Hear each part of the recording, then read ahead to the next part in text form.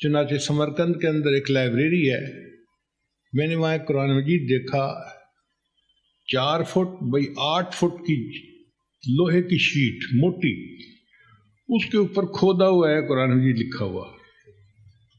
تو میں بڑا حیران ہوا، نیچے سے لے کے چھت تک وہ چادریں لگی ہوئی ہیں۔ انہوں نے کہا جی یہ قرآن مجید کی کاپی محفوظ موجود ہے۔ میں نے لائبریرین سے پوچھا بھائی اس کو لکھنے کی کیا ضرورت تھی؟ اس نے کہا کہ اس وقت کے بادشاہوں نے فیصلہ کیا کہ کبھی بھی کہیں بھی قرآن مجید کے کسی حرف کسی لفظ کے بارے میں اختلاف ہو سکتا ہے، ہم ایک سٹینڈرڈ کاپی بنوا دیتے ہیں لوہے پہ کھود کر، تاکہ جب ضرورت پیش آئے اپنے نسخے کو اس کے ساتھ کمپیئر کر کے اصل اور غلط کا اندازہ لگا لیا جائے۔ تو لوہے کے چادروں پہ لکھا ہوا قرآن مجید بھی دنیا میں محفوظ ہے۔ اور یہ کاتب حضرات اتنی مہارت رکھتے تھے، کتابوں میں لکھا ہے کہ ایک کاتب نے چاول کے ایک دانے پر پوری سورہ اخلاص لکھ دی تھی۔ اب چاول کا دانہ کتنا چھوٹا ہوتا ہے، چاول کے ایک دانے کے اوپر اس نے پوری سورہ اخلاص لکھ دی، اتنا باریک لکھ رہے۔ اس میں کاتبوں کے بڑے کارنامے بھی کتابوں میں لکھے ہوئے ہیں، مگر میں اپنا مضمون ایک ہی جگہ رکھوں گا کہ ایک آدمی تھا، اس نے سوچا کہ یہودی کہتے ہیں کہ ہم سچے ہیں، عیسائی کہتے ہیں کہ ہم سچے ہیں، اور مسلمان کہتے ہیں کہ ہم سچے ہیں، مجھے کیا پتہ کون سچا ہے؟ تو میں اندازہ تو لگاؤں کہ سچا ہے کون۔ چنانچہ اس نے تورات کا ایک نسخہ لیا اور ایک کاتب کو کہا کہ مجھے اس کی ایک کاپی بنا کے دیں، بہت خوبصورت۔ مگر اس میں 5-10 جگہ پر ہم معنی الفاظ بدل دیے، یعنی الفاظ کا معنی وہی تھا مگر لفظ بدل دیا۔ اب اس نے کہا کہ میں دیکھتا ہوں کہ یہودیوں کو اس کا پتہ چلتا ہے یا نہیں چلتا۔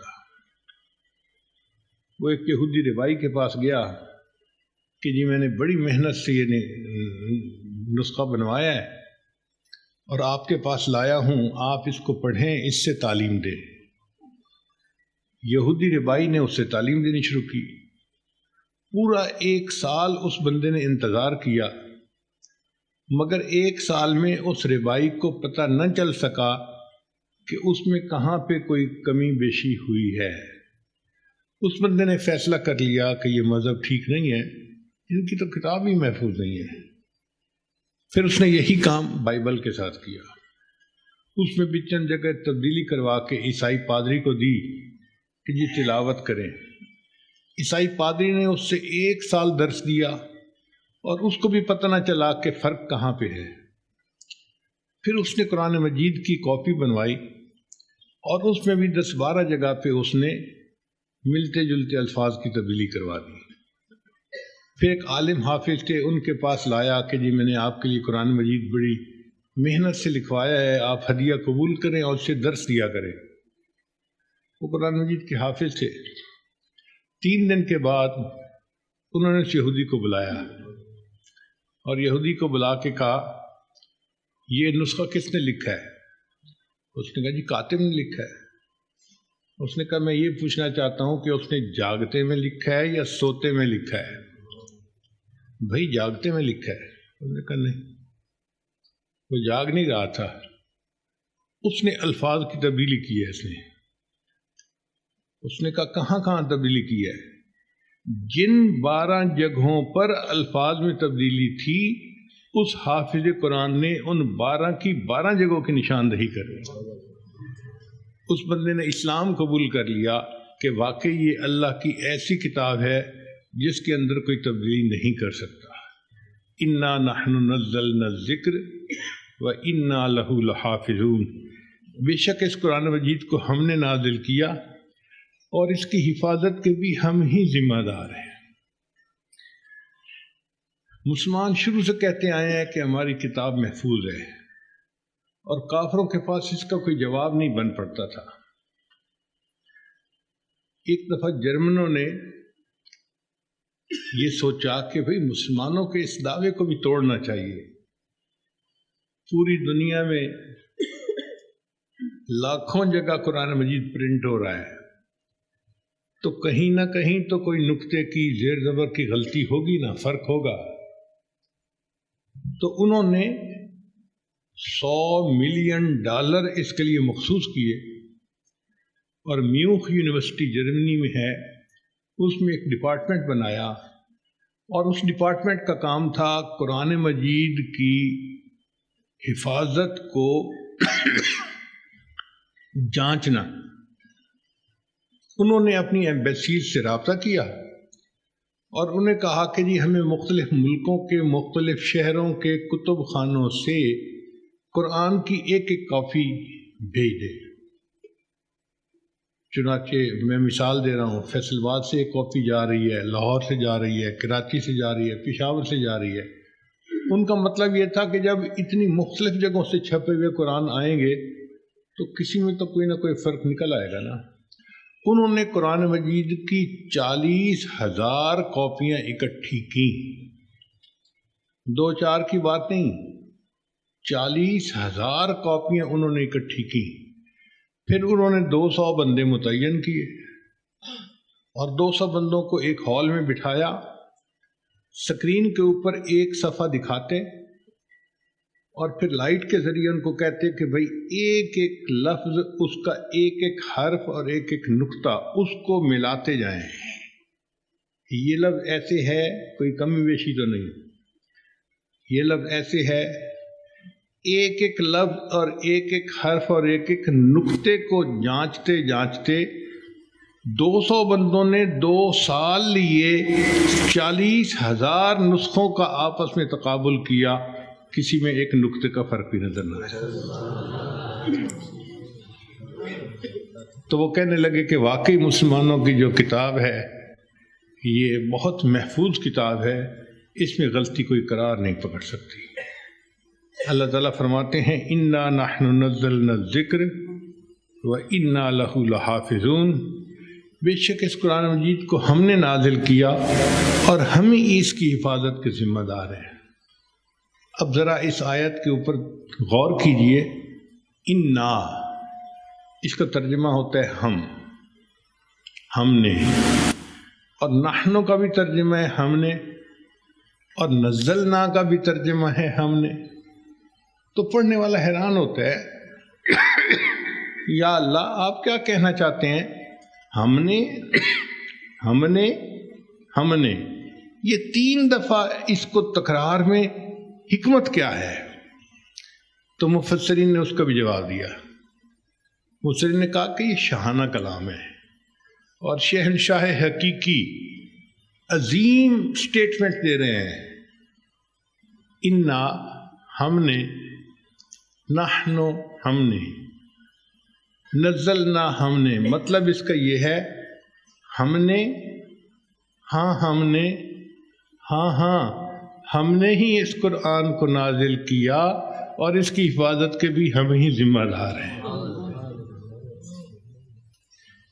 کیا شاہانہ انداز میں اللہ رب العزت نے خطاب فرمایا. تو اب پروردگار عالم جب اس کی حفاظت کے ذمہ دار ہیں تو اس کا مطلب یہ کہ اس میں کوئی تبدیلی نہیں ہو سکتی.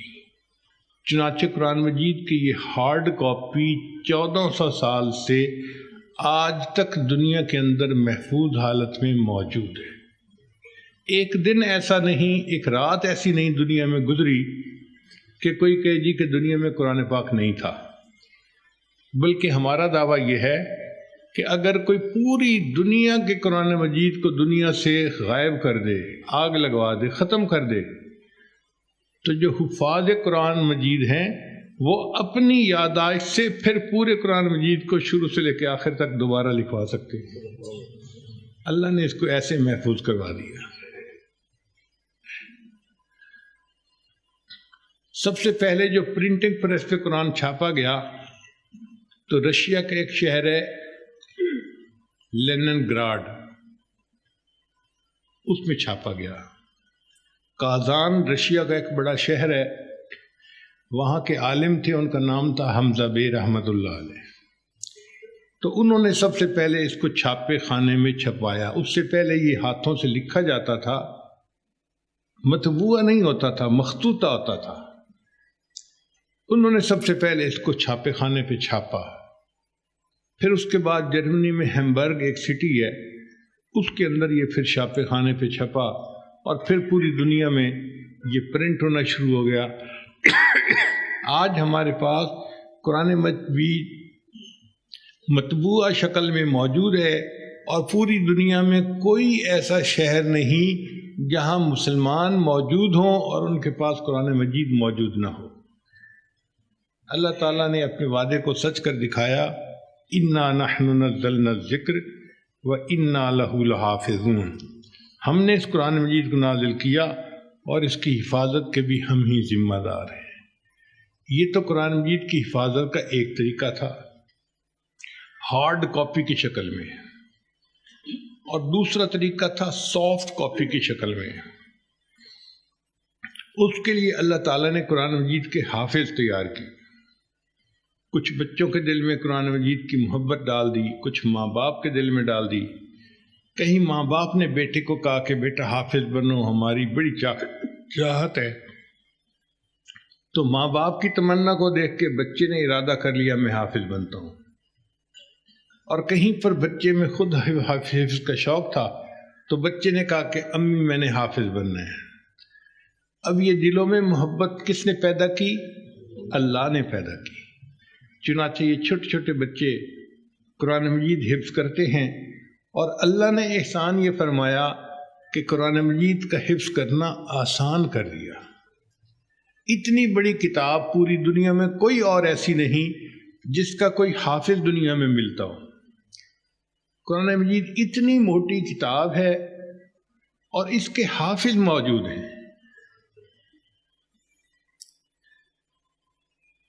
جن دنوں میں امریکہ میں مقیم تھا تو میرا بڑا بیٹا حبیب اللہ، اس کے آخری 5-10 پارے رہ گئے تھے، تو وہ شام کے وقت اپنے 2 پارے کی منزل مجھے سنایا کرتا تھا۔ میں ٹیبل کس طرح بیٹھ جاتا تھا، مجھے اپنے کام بھی کرنے ہوتے تھے، اور میں اس کی منزل سنتا تھا۔ وہ ٹیبل کے اس طرف بیٹھ کے سناتا رہتا تھا۔ ایک پادری تھا جس کے دل میں اللہ نے محبت ڈال دی تھی، اور وہ اس حدیث کا بیان سننے کے لیے ہر جمعے آتا تھا۔ وہ کہتا تھا میں چونکہ بہت نامور پادری ہوں تو میں مسجد کے اندر تو آ نہیں سکتا، آپ اپنی پارکنگ لاٹ کے اندر سپیکر لگوا دیں، میں اپنی بیوی کے ساتھ پارکنگ لاٹ میں گاڑی کھڑی کر دوں گا، اور گاڑی میں بیٹھے بیٹھے آپ کا بیان سن کے واپس آ جایا کروں گا۔ تو ہم نے مسجد کے باہر پارکنگ لاٹ میں ایک چھوٹا سپیکر لگوا دیا تھا۔ وہ گاڑی کھڑی کر کے وہاں بیان سنتا، اپنے نوٹس لکھتا اور پھر چلا جاتا تھا۔ اس کے دل میں اللہ تعالیٰ نے نرمی کر ڈال دی تھی، تو وہ کبھی کبھی ملنے کے لیے ویسے بھی آ جاتا تھا۔ اب ایک دن وہ مغرب کے بعد مجھے ملنے کے لیے آیا، تو میں اپنے مدرسے کے دفتر میں بیٹھا ہوا تھا، میں نے اس کو بلا لیا۔ اب اس کے لیے یہ منظر عجیب تھا کہ ایک چھوٹا سا بچہ ہے جس کی عمر کوئی 9 سال کے قریب ہے، اور اتنے بڑے ٹیبل کے اس طرف بیٹھا ہوا، اس نے آنکھیں بند کی ہوئی ہیں اور وہ پڑھتا جا رہا ہے، پڑھتا جا رہا ہے، پڑھتا جا رہا ہے، اور کہیں کہیں میں اس کو ٹوکتا، بتاتا کہ یہ ایسے نہیں، لفظ ایسے ہے۔ اس نے پورا ایک پارہ سنا۔ پھر اس کے بعد اس نے مجھ سے کویسچن کیا کہ یہ کیا ہو رہا تھا۔ میں نے کہا یہ بچہ قرآن مجید کا حافظ ہے، یہ مجھے اپنا سبق سنا رہا تھا اور میں سن رہا تھا۔ کہتے ہیں مگر یہ تو قرآن مجید نہیں دیکھ رہا تھا۔ میں نے کہا حافظ کہتے اسی کو ہیں جو بن دیکھے قرآن مجید کو پڑھتا ہو۔ کہنے لگا مگر یہ تو بہت تیزی سے پڑھ رہا تھا۔ میں نے کہا یہی تو معجزہ ہے قرآن مجید کا کہ کوئی سوچ سوچ کے نہیں پڑھنا پڑتا۔ قرآن مجید اس طرح نقش ہوتا ہے دل و دماغ میں کہ انسان روانی کے ساتھ قرآن مجید کو پڑھنا ہے۔ کہتے کیا یہ قرآن پورے کا ترجمہ جانتا ہے؟ میں نے کہا ایک صفحے کا ترجمہ بھی نہیں جانتا۔ کہنے لگا جب یہ کسی کتاب کے ترجمے کو نہیں جانتا، اس کو دیکھ بھی نہیں رہا، تو یہ کیسے اس کو پڑھ لیتا ہے؟ میں نے کہا یہی قرآن مجید کا جو ہے اعجاز ہے کہ جو بندہ اس کا ترجمہ نہیں جانتا، جو بندہ اس کو دیکھتا نہیں، وہ بن دیکھے روانی کے ساتھ قرآن مجید کو پڑھتا چلا جاتا ہے۔ تو بڑا حیران ہوا، کہنے لگے اچھا مجھے نہیں اندازہ تھا کہ مسلمانوں کے قرآن میں کہ ایسے بھی حافظ موجود ہوتے ہیں۔ میں نے کہا نہیں، سارے حافظ ایسے ہی ہوتے ہیں۔ تو کفار کے لیے یہ ایک عجیب بات تھی۔ یہ جو حفاظ ہیں یہ قرآن مجید کی سافٹ کاپیز ہیں، اللہ نے ان کے دماغ کو ڈسک کی طرح قرآن مجید کو منتقل کر دیا، یہ محفوظ ہو گیا ہے۔ اب یہ جہاں کھڑے ہوتے ہیں وہیں قرآن مجید پڑھنا شروع کر دیتے ہیں، جہاں بیٹھے ہوتے ہیں قرآن مجید پڑھنا شروع کر دیتے ہیں۔ ان کی میموری میں یہ محفوظ ہے، گویا ہر حافظ قرآن مجید کی ایک فلیش ڈرائیو کی مانند ہے۔ چنانچہ آپ رمضان شریف میں نظارے دیکھتے ہیں کہ ایک بچہ آگے امام کے مصلی پہ کھڑا ہوتا ہے اور وہ الحمد سے لے کے والناس تک پورے قرآن مجید کی نماز میں تلاوت کرتا ہے، اور اس کے پیچھے درجنوں کے حساب سے حفاظ کھڑے ہوتے ہیں اور کوئی اس کی غلطی کو نہیں نکال پاتے۔ تو مجید کی سافٹ کاپیز اللہ نے وہ بھی تیار کروا دی۔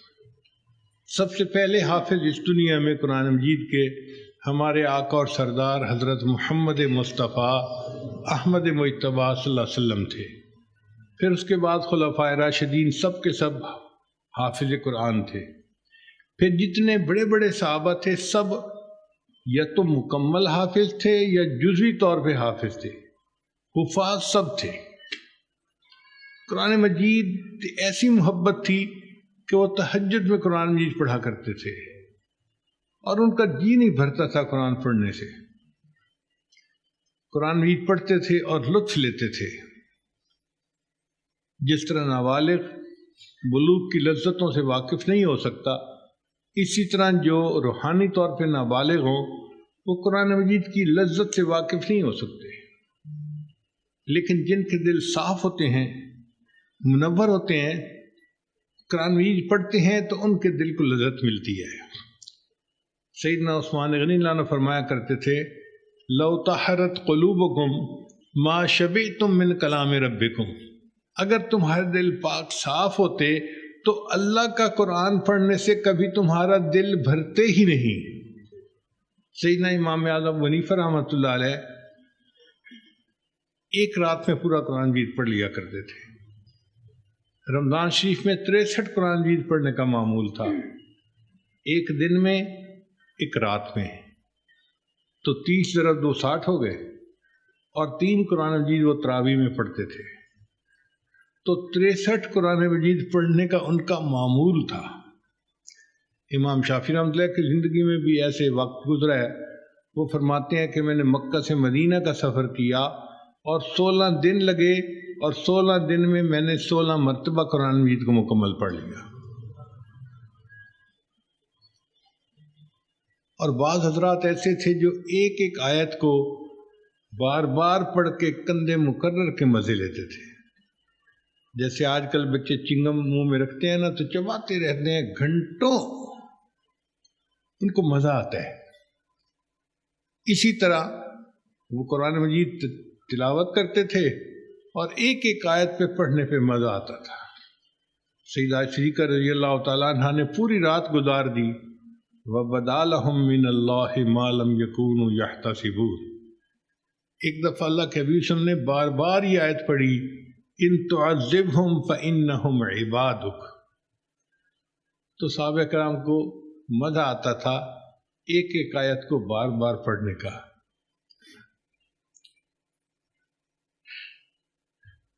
جب جنگ یمامہ ہوئی تو بہت سارے حفاظ شہید ہو گئے، 600 حفاظ شہید ہو گئے۔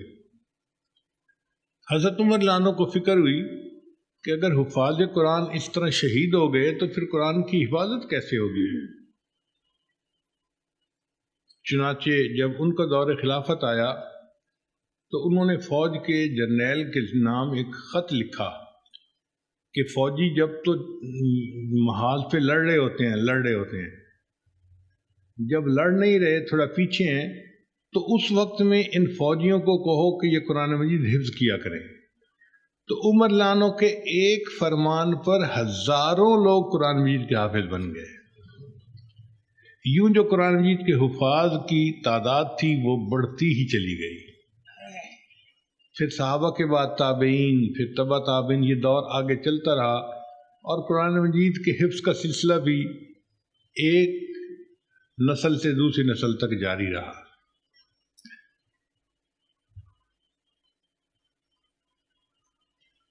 عام طور پر قرآن مجید کے حفظ کی جو ابتدا ہے وہ عمر 7 سال بہت اچھی ہے۔ 5 سال سے شروع کروا دیں تو بھی ٹھیک ہے، 5 سال سے پہلے نہیں کروانی چاہیے۔ کیوں؟ کہ سائنسی طور پر انسان کے بچے کا دماغ ابھی گرو کر رہا ہوتا ہے، جب اس کے اوپر ضرورت سے زیادہ بوجھ ڈال دیا جاتا ہے تو دماغ کی گروتھ میں فرق پڑ جاتا ہے۔ حالانکہ 5 سال سے پہلے چھوٹا بچہ بھی حفظ کر سکتا ہے، مگر شریعت نے جو کہا ہے نا کہ 7 سال کی عمر میں تعلیم دو، تو اس میں حکمت ہے۔ ہارون رشید کے دربار میں ایک بچے کو پیش کیا گیا، اور وہ بچہ قرآن مجید کا حافظ تھا۔ اتنا چھوٹا تھا کہ باپ نے کہا کہ بیٹا بادشاہ سلامت کو قرآن سناؤ۔ ہارون رشید خود بھی حافظ تھا، اس نے 5-7 جگہ سے اس کو کہا کہ قرآن پڑھو، تو بچہ تو پہلے ضد کرنے لگا، پھر کہنے لگا اچھا ابو میرے ساتھ وعدہ کریں کہ مجھے گڑ کی ڈلی لے کے دیں گے پھر میں آپ کو قرآن سناؤں گا۔ تو باپ نے وعدہ کیا کہ بیٹا میں آپ کو گڑ کی ڈلی لے کے دوں گا، قرآن سناؤ۔ تو بچے نے 5-7 جگہوں سے بالکل ٹھیک ٹھیک قرآن مجید سنا دیا۔ اس کے بعد اس کے باپ نے اس کا برتھ سرٹیفکیٹ دکھایا تو اس وقت اس بچے کی عمر 5 سال تھی۔ اس کا مطلب یہ کہ اس نے 3 سال میں شروع کیا ہوگا، 2 سال میں وہ حافظ بنا، اور 5 سال کی عمر میں مکمل حافظ بن گیا۔ اتنا چھوٹا بچہ، 5 سال کتنی چھوٹی عمر ہوتی ہے، تو 5 سال کی عمر کا چھوٹا بچہ بھی قرآن مجید کا حافظ بن گیا۔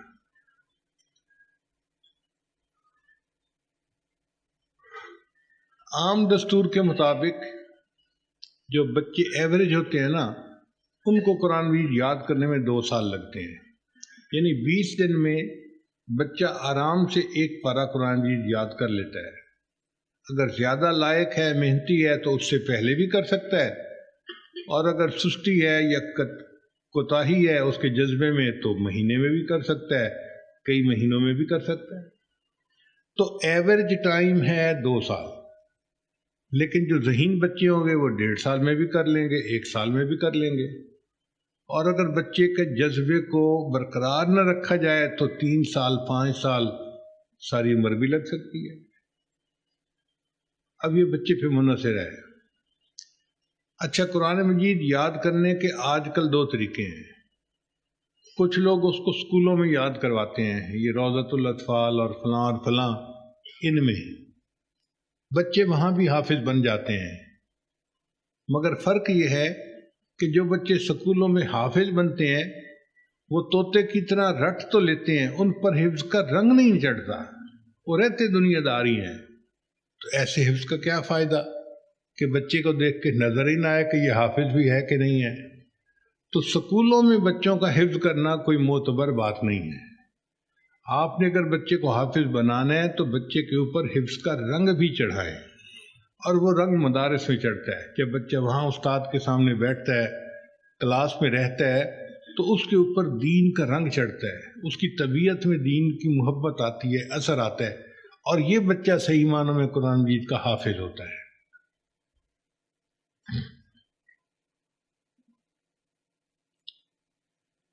قرآن مجید کے حفظ کی آخری عمر کیا ہے؟ ساری زندگی۔ کسی عمر میں بھی بچہ قرآن مجید کا حافظ بن سکتا ہے۔ اگر کوئی بچپن میں نہیں بن سکا تو بڑی عمر میں بھی بن سکتا ہے۔ حضرت ابو ہریرہ رضی اللہ تعالیٰ عنہ 60 سال کی عمر میں مسلمان ہوئے اور انہوں نے جتنی احادیث یاد کی وہ 60 سال کے بعد کی۔ اگر اتنے بڑے محدث صحابی 60 سال کے بعد دین کو سیکھ سکتے ہیں تو ہم کیوں نہیں سیکھ سکتے؟ ہم بھی سیکھ سکتے۔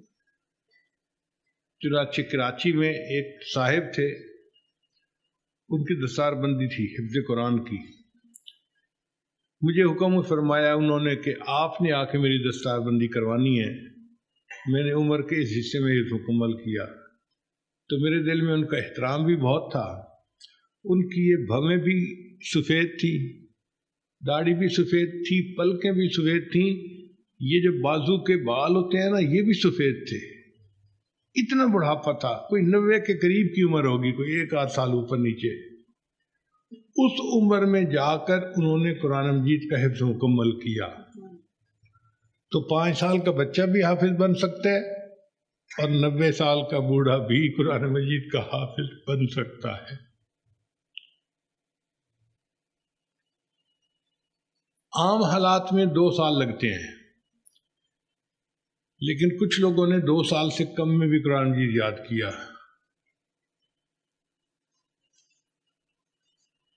ہمارے ہاں ایک بچی تھی، وہ ڈبل ایم اے تھی، ایم اے جغرافی اور ایم اے کیلیگرافی۔ وہ آئی اور اس نے کہا جی کہ میں نے حافظہ بننا ہے۔ مجھے حیرت ہوئی، میں نے کہا کہ حفظ کی بچیاں تو چھوٹی ہوتی ہیں، اور یہ ڈبل ایم اے بچی تو 25-26 سال کی عمر کی تھی، معلمہ سے بھی شاید 1-2 سال عمر میں بڑی تھی۔ میں نے کہا یہ چھوٹی بچیوں کے ساتھ حفظ کیسے کرے گی؟ اپنی بیوی کو میں نے کہا کہ اس کو ترغیب دو کہ یہ علم کی کلاس میں داخلہ لے اور بخاری شریف کی طالبہ بن جائے۔ اس نے کہا جی مجھے چونکہ حافظہ بننے کا شوق ہے، پہلے حافظہ بنوں گی، بعد میں عالمہ بھی بن جاؤں گی۔ ہم نے اسے داخلہ دے دیا۔ 7 مہینے گزرنے کے بعد مجھے بیوی نے کہا کہ وہ جو بچی آئی تھی نا جس کے حفظ کے داخلے پہ آپ نے اعتراض کیا تھا، میں نے کہا اس کا حفظ مکمل ہو گیا، اب آپ نے دعا کروانی ہے۔ میں نے کہا 7 مہینے میں حافظہ بن گئی؟ اس نے کہا جی۔ میں نے کہا ایسا تو نہیں کہ کہیں معلمہ کے برابر کی عمر کی تھی تو دوستی میں وہ اس کو سبق دیتی رہی ہو اور پیچھے سنا ہی نہ ہو، آگے دور پیچھے چوڑ والا مسئلہ نہ ہو؟ اس نے کہا جی معلمہ نے کہا ہے اس کو بلا کے حضرت صاحب خود منزل سن لیں۔ چنانچہ میں نے اس لڑکی کو بلوایا، وہ پردے کے پیچھے بیٹھی اور میں نے اپنی بیوی کو اس کے ساتھ بٹھایا کہ یہ ایسا نہ ہو کہ پردے کے پیچھے قرآن مجید کو دیکھ کے پڑھے۔ میں اس کے امتحان لینا چاہتا تھا۔ پھر 5-7 جگہیں جو میری نظر میں ایسی تھیں کہ جہاں اچھے اچھے حافظوں کو بھی متشابہ لگ جاتا ہے، پڑھنا مشکل ہوتا ہے۔ سورہ جاسیہ کے بارے میں مشہور ہے کہ سورہ جاسیہ دن پڑھے تھے راتی نہ آسیہ۔ میں نے اس سے 5-6 جگہ سے سنا اور بچی نے بالکل صحیح قرآن مجید سنا دیا۔ تو میں نے اللہ کا شکر ادا کیا کہ الحمدللہ اس امت میں ایسی بیٹیاں بھی ہیں جو 7 مہینے کی مدت میں پورے قرآن مجید کی حافظہ بن گئی ہیں۔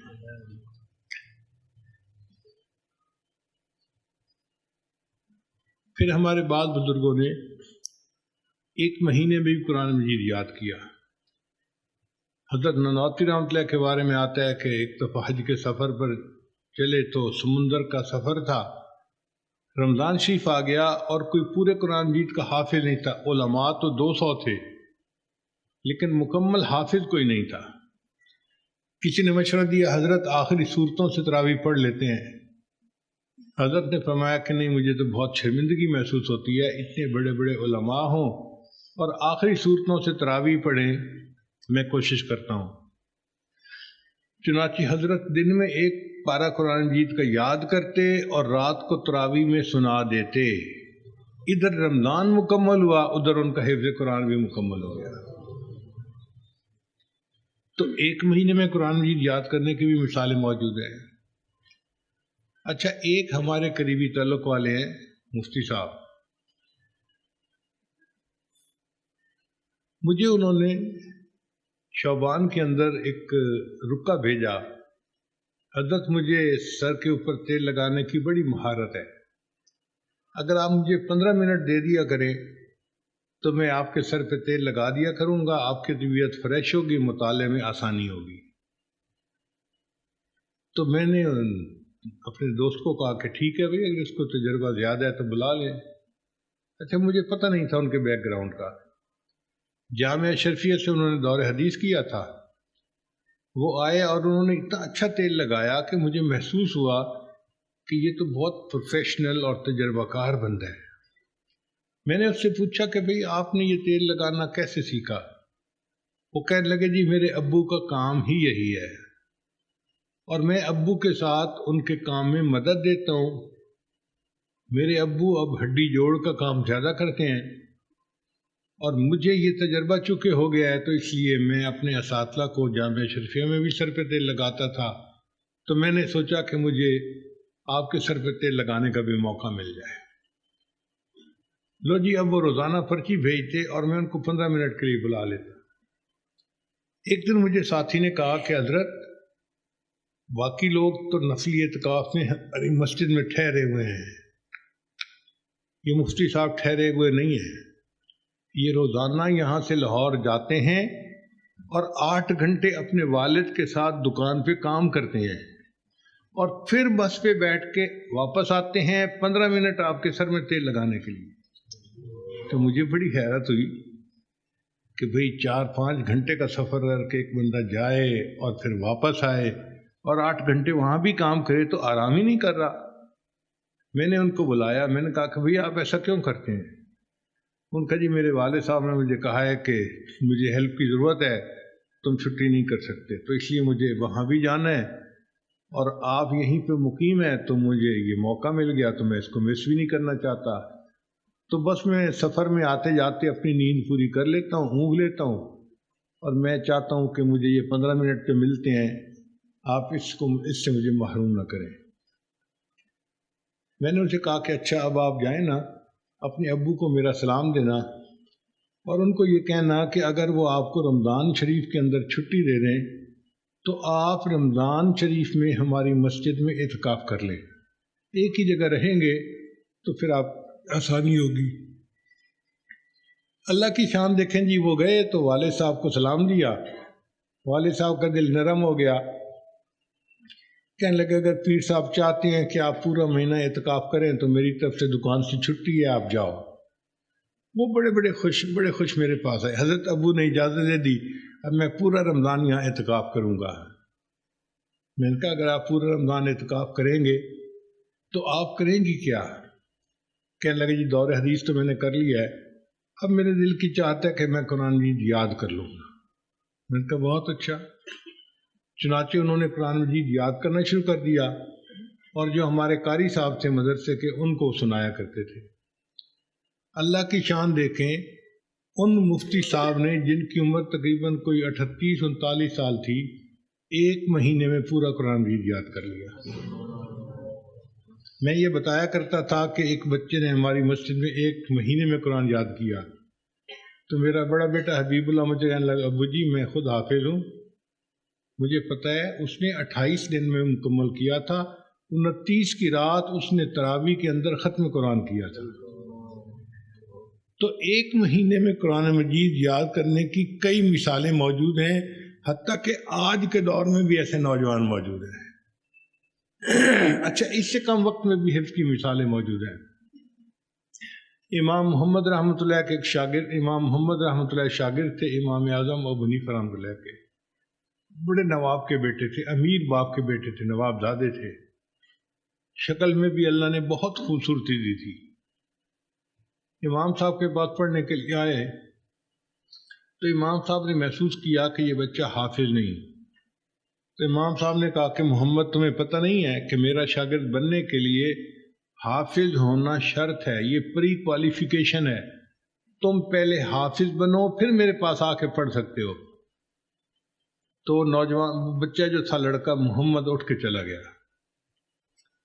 1 ہفتے کے بعد واپس آیا، امام اعظم سمجھے کہ مجھے سلام کرنے کے لیے آیا ہے، بچہ ہے، استاد سے 1 ہفتہ دور رہا، جب پاس آ کے بیٹھا تو امام اعظم نے پوچھا محمد ایسے کیسے آنا ہوا؟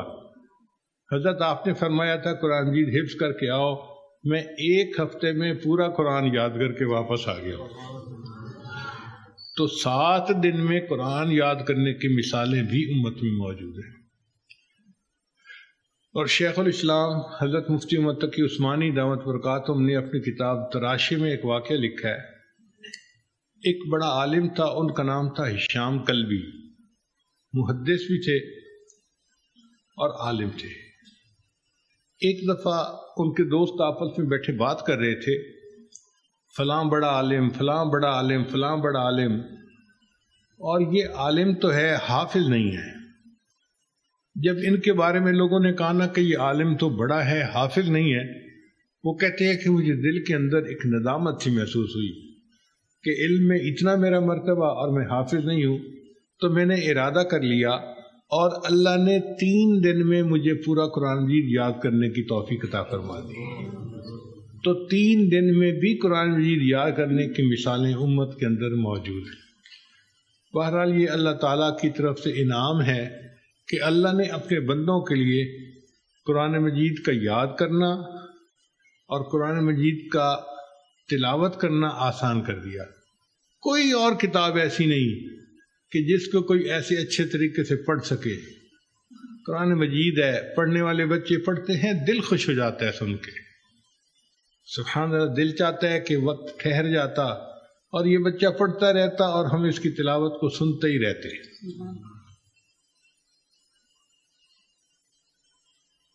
تو اس کا پڑھنا بھی اللہ نے آسان کر دیا اور اس کا حفظ کرنا بھی آسان کر دیا، اس لیے کہ اللہ نے اس کو امت میں محفوظ کروانا تھا۔ انا نحن نزلنا الذکر وانا لہ لحافظون۔ ہم نے اس قرآن مجید کو حفظ کے لیے آسان کر دیا، ہم نے اس قرآن مجید کو اتارا، اس نصیحت نامے کو ہم نے ہی اتارا اور اس کی حفاظت کے بھی ہم ہی ذمہ دار ہیں۔ ہمارے ایک رشتہ دار تھے، محمد صدیق ان کا نام تھا، وہ جیولری کی دکان تھی، ان کے سنارے کا کام کرتے تھے۔